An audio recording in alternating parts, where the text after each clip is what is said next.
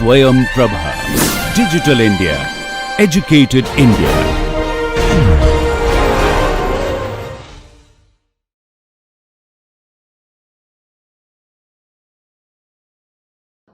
And then the wave pressure. I said that wave pressure sometimes when the dams are very large. For example, some of the dams in our country has an area more than 200, 300 kilometer squares, right? The area of water stored, and the distance from face of the dam to the longest point up to which water gets stored, straight line, that is called fetch of the dam, right? Sometimes this fetch is more than 32 kilometers, sometimes it is 100, 27, 50, right?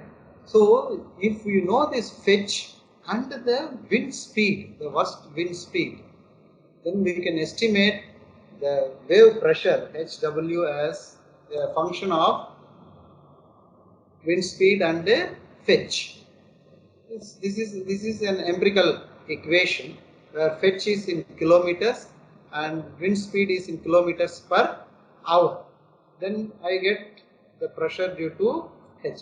And once I know this pressure intensity, the area of this triangle, right?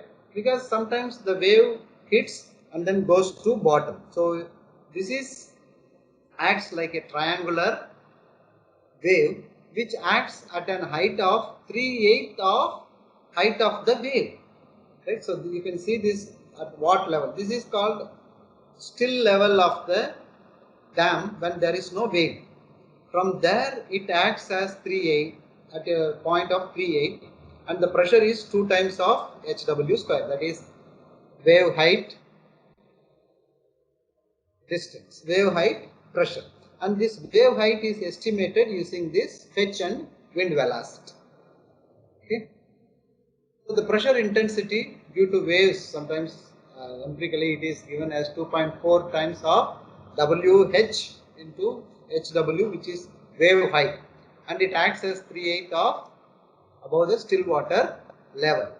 Okay. This is the total force due to wave height, 2 times of specific weight of water into height square of the wave height. Okay. The silt pressure, that is sediments, not the boulders. It is you can say that medium grains to fine grained soil which are settled at near the bottom of the dam, right? The pressure depends upon the angle of internal friction of the material. Mostly it is sand and clay and silt. Okay, so this is a geotechnical force which we can estimate once we know the specific weight of the sediment and the height of the sediment stored and their internal angle of friction, right? So depending upon this, let us see how many of you know the name of the dam.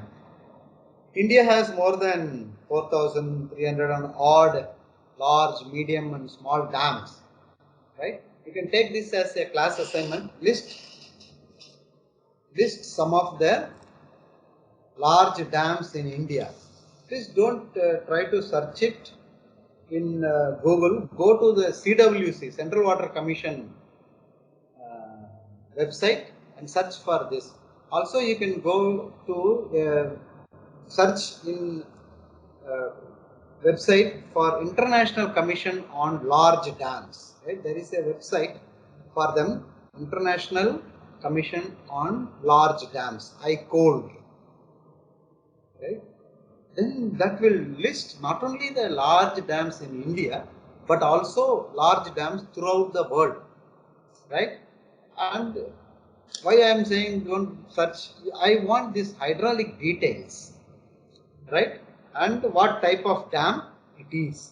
I am giving an example. For example, this is a Roosevelt Dam in US, which is once upon a time it was in a dilapidated condition. Then it was remodeled into such a beautiful, you can see this.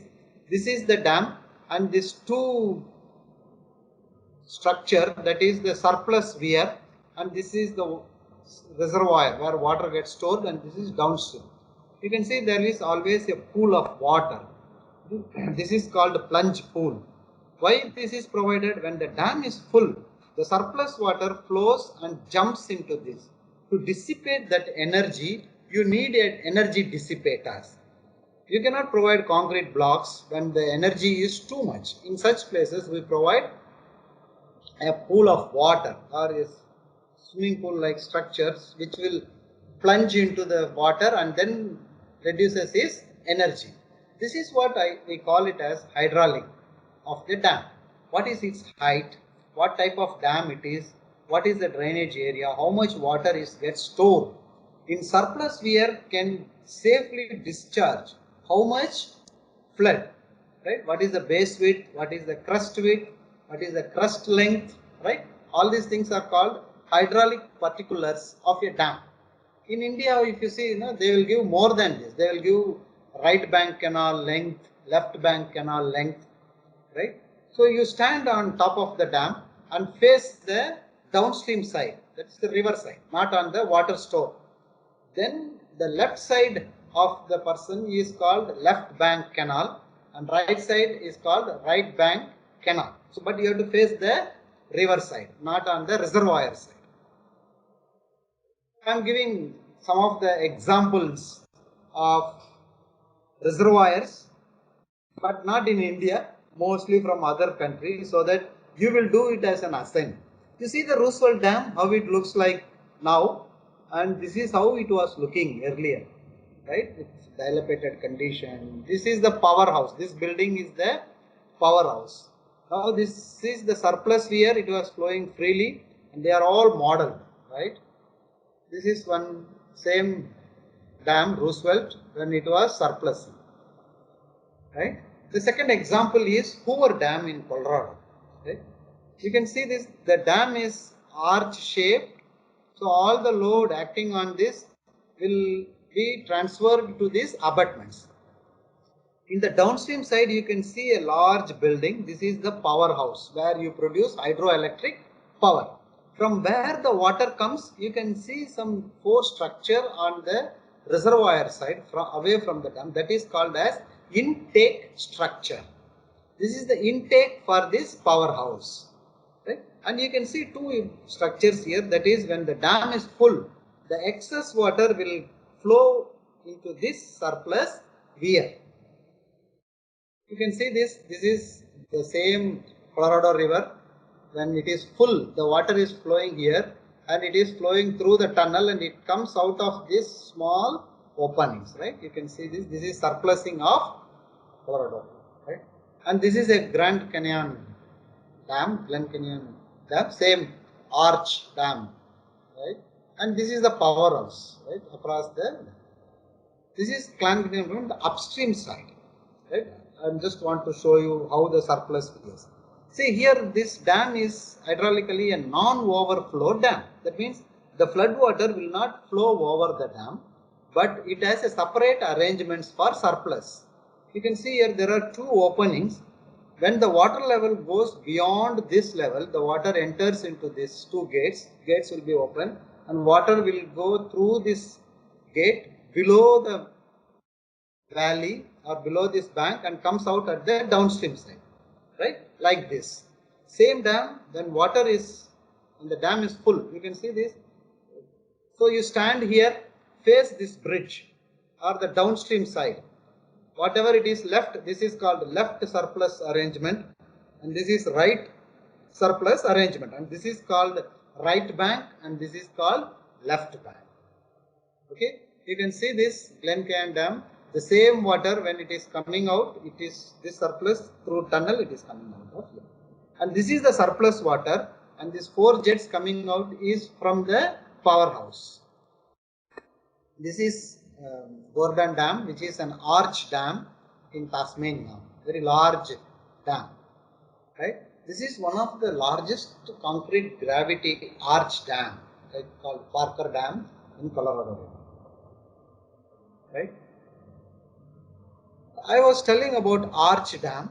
When I cut the arch dam at cross section, in gravity dam you can see a trapezoidal cross section, but in arch dam you will see like a cup and saucer, right? Saucer, cut saucer. When this is straight with a thin structure, that is called as single arch dam. That means the dam is arched only in plan. But in this case, in plan also this is curved, and in cross section also it is curved. Then such dams are called double arch dams.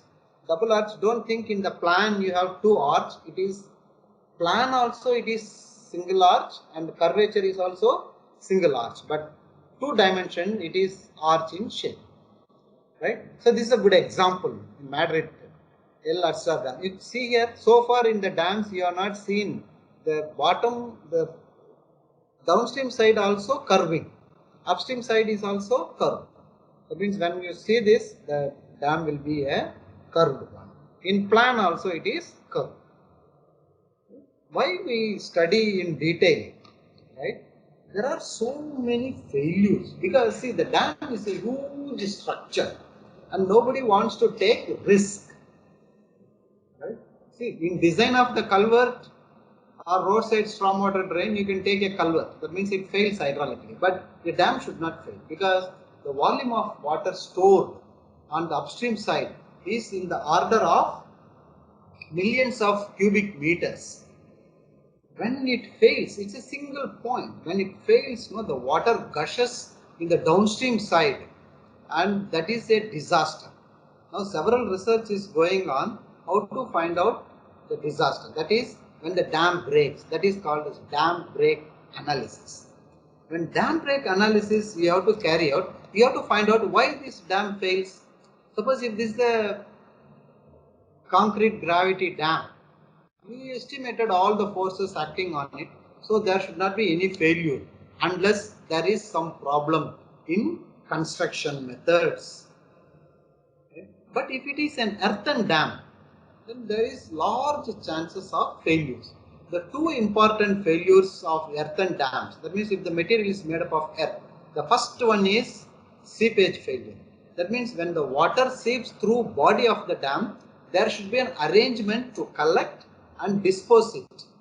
I think you did an hydraulic experiment in our hydraulics lab when you are studying second year, right? Elisha model. It is one type of model where you studied the seepage in the body of the dam. Right? If you recollect, you could have seen a drawing, right? A line in the shape of cross section of an earthen dam. So you study that how the water gets seepage. So you draw your potential flow nets and find out there is no exit velocity. If there is exit velocity, you need to provide filters at the bed or bottom of the dam so that seepage water gets collected and are disposed. If it is not done properly, then what happens? A small drop of water seeps through earthen body of the dam, and it starts coming out, oozing out, drop by drop. When the drop increases, the pressure is more, then the drop becomes a pipe, and that is called as piping failure of earthen dams. That is major failure. The second type is sliding. That means when every day in single go you cannot construct any dam. So you construct day by day, and there will be construction joints, expansion joints in other gravity dams. But in earthen dams, every day there is a layer, one by layer you are laying and then compacting, doing compaction analysis and find out how much is the compacted percentage. Sometimes what happens when there is a sheet of water flowing, then that some portion gets sliding. That is called sliding. Or sometimes upstream side also gets collapsed. That is called sliding failure. I will show you one example which is available. You can see this is an earthen dam made up of earthen materials. This is downstream side, and upstream side is behind this dam. You can see a small structure here at the left side of the screen, that is called surplus weir. When the dam water level goes up to this, the surplus water will go from here. Suddenly what happens? There is a small wetting, a small drop of water, pipe of water comes out from the upstream side. Now the dam is full. After construction of the dam, first time it is stored. So there is a small quantity of water coming out from this. You can see the hydraulics, it is 305 feet height and 3200 feet long. Right? The upstream water, the fetch of this dam is 27 kilometers. So after some time what happens? The volume of water coming from this small pipe failure increases, right? 130. Now you see the downstream side, they are this is a powerhouse which is under construction. So the volume of water increasing, right? Now you see the pipe has become a big hole. There is a connection between hydraulic connection between upstream to downstream side in the form of continuous flow. So all this gets washed off, right? Because of this material dragged away, the weight on the above this hole starts pulling the soil material from the top. So there is another hole formation, even though there is no water there. Now that holes gets connected, and you can see this as the time passes. These are all photos taken at different times. Now there is a opening. Now you can see the upstream side water, clear water. Now you can see the clear water coming out of the dam. Downstream side is already filled with sediment, right? After some time, this is what happening. Now you can see the clear water really coming out of the stagnated, right? So this is the final. Now the dam looks like this. This is the portion where the failure took place. This portion where it is shown as a cut, that is to analyze why this failed. This portion was cut manually to study. But this is the portion where you see the valley is back to its position. You see this surplus we are standing alone there. It has not surplused even a single water. This happened on the first fill of the dam. That's why people say that don't fill an earthen dam in one go at the first time. So year by year, 3-4 years they take. First year it is 1/3 of the height. Second year half of the height. Third year half. Then once you see that the dam is stabilized, then only you start filling to the top portion. Right? This is the cross section. This is the surplus weir, chute spillway. This is started due to a piping failure, but finally they found that the compaction was not done properly on a particular day of construction. That is where the piping started. Now, it is not only the earthen dam gets failed, even stone masonry and concrete dams also gets failed. Mainly the gates gets failed. Right? This is the flood water gushing away the gate. Sometimes human intention, right? This is a bombarded dam in some place which is bombed, right? So the stone masonry and concrete portion also get damaged. So this is a good example for a buttress dam. You can see in the downstream side it is buttressed, but this is also damaged maybe due to earthquake or by human intention, all these things. But altogether the dam is not there. Why this happens? Right? Mainly hydrological design failure, then the dam will overtop. Right? Then we need to study the hydrology of the location properly. Right? You have to design for maximum flood, either 100 years or 1000 years return period, or construct the entire section of the dam as the surplus weir. Okay? That is also possible, but your cost will also increase. Second is structural failure.